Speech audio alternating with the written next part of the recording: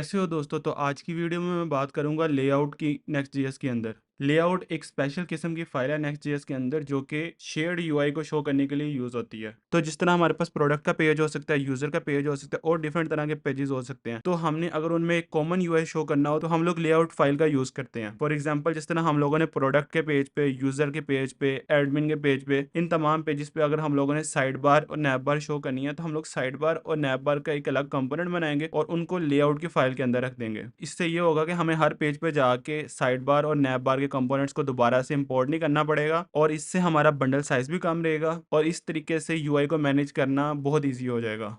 तो ये layout dot JS की डॉक्यूमेंटेशन आई हाईली रिकमेंड कि आप सब इसे स्टडी करें। इस चीज़ को मोर प्रैक्टिकली देखने के लिए हम लोग चलते हैं वीएस कोड के अंदर। हमारे ऐप के फोल्डर के अंदर एक लेआउट डॉट टीएसएक्स फाइल है जिसके अंदर हमारे पेजेस रेंडर हो रहे हैं और ये रेंडर हो रहे हैं एज अ चिल्ड्रन जो कि रिएक्ट नोड टाइप के हैं। अब ये जो रूट लेवल पे लेआउट डिफाइन है ये हमारे तमाम फोल्डर्स के अंदर जितने भी पेज डॉट टीएसएक्स फाइल हैं उन सब पे अप्लाई हो जाएगा। और अगर किसी फोल्डर के अंदर स्पेसिफिक लेआउट डॉट टीएसएक्स फाइल होगी तो ये रूट लेवल की लेआउट डॉट टीएसएक्स फाइल तो अप्लाई होगी। उसके साथ उस फोल्डर के अंदर जो लेआउट डॉट टीएसएक्स फाइल है वो उस फोल्डर के पेज डॉट टीएसएक्स और उसकी सब फोल्डर के पेज डॉट टीएसएक्स फाइल के ऊपर भी अप्लाई होगी। तो यहाँ पे इसको अच्छे से समझने के लिए मैं एक एडमिन का फोल्डर बनाता हूँ।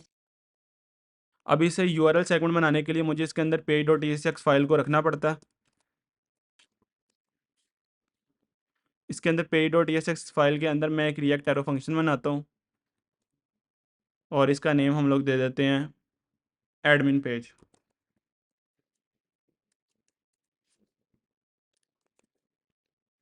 और चलते हैं ये हमें पेज शो हो रहा है हमारे सर्वर पे या नहीं। तो लोकल होस्ट 3000 \admin। तो हमें यहाँ पे एडमिन पेज शो हो रहा है।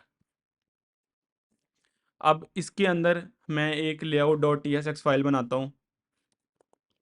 Layout dot T S x, इसके स्पेलिंग देख लें, ये तमाम लोअर केस में layout dot T S x file है क्योंकि ये स्पेशल फाइल है तो इसके स्पेलिंग्स का भी करेक्ट होना ज़रूरी है यहाँ पे।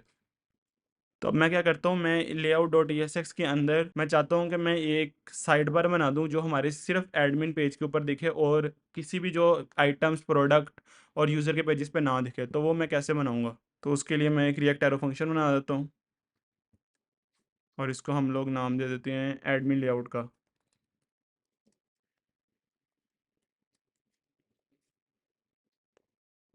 यहाँ पे प्रॉप्स के लिए मैं एक इंटरफेस डिफाइन कर देता हूँ, चिल्ड्रन ऑफ टाइप रिएक्ट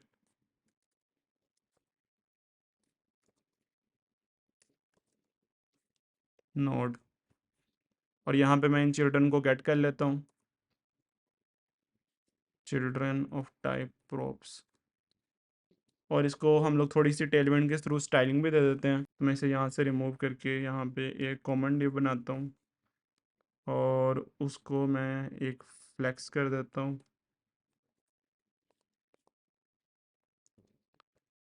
और उसके अंदर में एक डिव बनाता हूँ जिसको मैं क्लास नेम देता हूँ बीजी स्लेट 200 का। पैडिंग दे देता हूँ 5 की, मार्जिन राइट दे देता हूँ 5 का और यहाँ पे मैं लिख देता हूँ एडमिन साइड बार। और यहाँ पे हम लोग जो हमारे चिल्ड्रन आ रहे हैं उनको यहाँ पे हम लोग रेंडर कर देते हैं जो हमारी पे dot E S x file होगी इस केस में। तो हम लोग जाके देखते हैं। ये स्टाइलिंग मैंने टेलविंड के थ्रू की है क्योंकि हमारे प्रोजेक्ट के अंदर टेलविंड ऑलरेडी कन्फिगर्ड है। अगर आप ये देखना चाह रहे हो कि हम लोग टेलविंड को कैसे यूज़ करते हैं नेक्स्ट जीएस के अंदर तो उसका लिंक मैं आई बटन में डाल दूंगा, आप उसे जाके देख लीजिएगा। तो यहाँ पे देखें, यहाँ पे एडमिन साइड बार भी आ रही है और ऊपर एडमिन का हमारे पास पेज भी आ रहा है। लेकिन ये स्टाइलिंग हमारे यूज़र्स के पेज के ऊपर अप्लाई नहीं होगी क्योंकि वो रूट लेआउट पे डिपेंडेंट है या उसके अंदर कोई लेआउट की स्पेशल फाइल नहीं है। इस चीज़ को देखने के लिए अब मैं ये करूँगा कि तमाम पेजेस जितने भी हमारे फोल्डर्स और सब फोल्डर हैं उन तमाम पे मैं एक ऐप बार बना देता हूँ, एक नैप बार बना दूंगा और फिर आप एडमिन पेज को भी देखिएगा और यूज़र पेज को भी देखिएगा कि जो लेआउट डॉट टीएसएक्स फाइल है जो रूट लेवल पे अप्लाइड है वो उसके अंदर जितने भी फोल्डर्स हैं उन पर अप्लाइड है। और यहाँ पे जो ये लेआउट डॉट टीएसएक्स फाइल है ये एडमिन पे भी अप्लाई होगी और एडमिन के ऊपर ये वाली भी लेआउट डॉट टीएसएक्स फाइल ये भी अप्लाई होगी। तो यहाँ पे हम लोग अपने नैव बार का कंपोनेंट लिख सकते हैं, लेकिन मैं अपने लेआउट डॉट टीएसएक्स फाइल को ज़्यादा अपलोड नहीं करूँगा। हम एक कंपोनेंट बना के यहाँ पे एक कंपोनेंट का फोल्डर बना के ऐप के ऊपर उधर रख सकते हैं, लेकिन ये कंपोनेंट सिर्फ हमने इसी लेआउट डॉट टीएसएक्स फाइल में यूज़ करना है। तो उसकी बेटर प्रैक्टिस है कि मैं यहाँ पे इसे नैव बार बना दूँ। ये अच्छी गुड प्रैक्टिस हैं जो आपने कोड लिखते दौरान आपने फॉलो करनी है। और क्योंकि मैं इसलिए इसका अलग कंपोनेंट बना रहा हूँ ताकि कोड को रीड करने में भी आसानी हो। तो इंडस्ट्री में ह्यूमन रीडेबल कोड लिखना ज़्यादा इंपॉर्टेंट है सबसे पहले, क्योंकि आप फर्स्ट राइट कर रहे होते हो ह्यूमंस के लिए, देन फॉर द कंप्यूटर्स, ताकि हमारे जो नीचे रिसोर्सेज हैं या हमारे ऊपर रिसोर्सेज हैं उन्हें हमारा कोड समझ में आ सके। नैपबार डॉट ई की फाइल बनाई। यहाँ पे मैं एक रिएक्ट एरो फंक्शन बना देता हूँ। यहाँ पे मैं एक रिएक्ट एरो फंक्शन बना देता हूँ।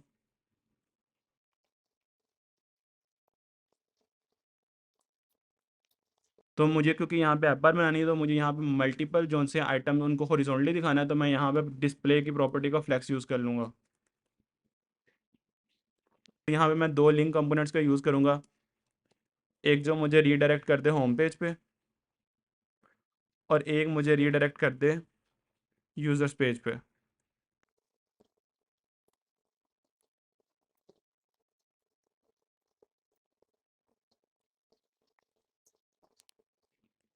यहाँ पे होम लिख देता हूँ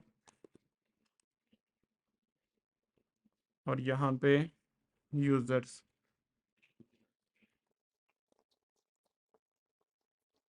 बेसिकली जहाँ पे मैंने यहाँ पे होम का टेक्स्ट लिखा हुआ है, जनरली हमारी वेब ऐप्स के अंदर तो यहाँ पे एक लोगो शो हो रहा होता है, लेकिन अभी हमारे पास लोगो नहीं है, तो हम लोग यहाँ पे होम का टेक्स्ट लिखा हुआ है। और अपने नैप बार को थोड़ी सी स्टाइलिंग देने के लिए मैं यहाँ पे एक बैकग्राउंड कलर भी ऐड कर देता हूँ, बैकग्राउंड स्लेट। वही सेम कलर ऐड कर देता हूँ जो हम लोगों ने साइड बार पे अप्लाई किया था। और यहाँ पे थोड़ी सी पैडिंग भी दे देता हूँ। और लिंक कंपोनेंट को हमने यहाँ पे इंपोर्ट करना है।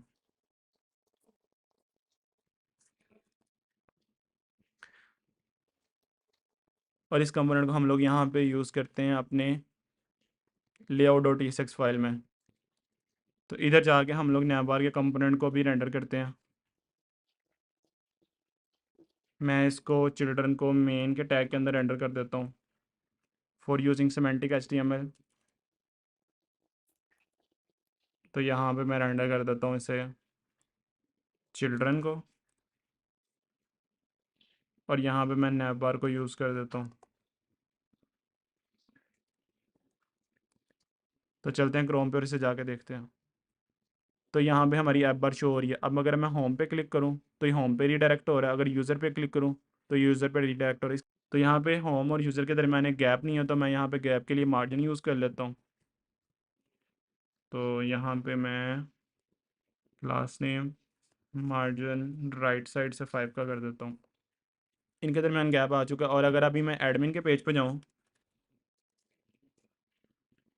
तो यहाँ पे हमारा रूट लेआउट भी अप्लाई हो रहा है, और जो एडमिन के अंदर हम लोगों ने साइड बार डिफाइन की थी वो भी अप्लाई हो रही है।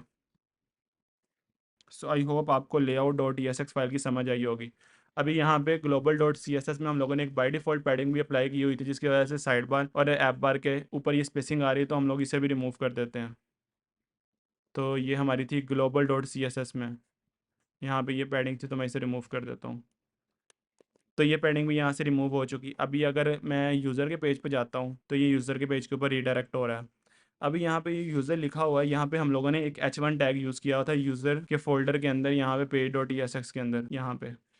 तो इसके ऊपर कोई स्टाइलिंग अप्लाई नहीं हुई हुई। तो अगर हम लोग बेस स्टाइल को हम लोग ओवर करना चाहें टेलविंड के अंदर, तो वो हम लोग कैसे करेंगे? तो वो हम लोग ऐसे करेंगे कि हम लोग जाएंगे ग्लोबल डॉट CSS फाइल में, यहाँ पे 3 डायरेक्टिव्स इंपोर्ट हो रहे हैं, टेलविंड बेस का, कंपोनेंट का, यूटिलिटीज़ का। तो हम लोग इन्हें ओवर कर सकते हैं यहाँ पे। तो यहाँ पे मैं बेस लेयर को ओवर करूँगा ताकि मैं H1 की स्टाइलिंग को थोड़ा सा डिफ्रेंशिएट कर सकूँ।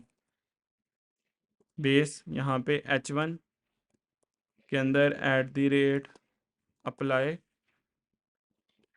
और फ़ॉन्ट जोन सा है मैं H1 का एक्स्ट्रा बोल्ड कर देता हूँ।